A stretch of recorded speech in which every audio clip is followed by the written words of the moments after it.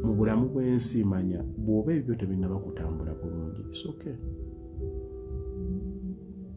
It's okay. Haji bw'aba alina omusinde gwaddukirako tonnaba kutuukawo naye yabaako ekiseera nga tannaba. Gwe weetereza nga bw'osaba tayimu yo egenda kutuuka nga ggwe. Tayimu yo egenda kutuuka kuba n'abatuuseyo olumu baatuukanga ekiseera ne batunuulira abalina n'agaana egundi yakikola atya. Obuzibu obuliwo kusuulawo bikola obudde tebunnaba kutuuka.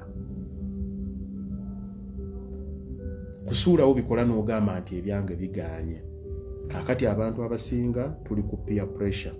Tuguddemu ekintu kya internet. Bane abantu they are depressed because of what they see others doing. People are neruli gundi yagwa nakyogerako, people posting their fake lives.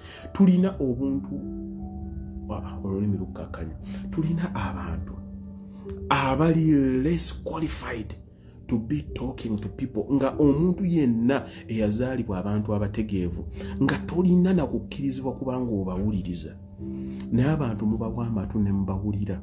Olina ajja wano n'ayogera rubbish. Omuntu n'akiwuliriza leero ekya n'oluddako n'akiyingiza mu bwongo bwe. It affects you.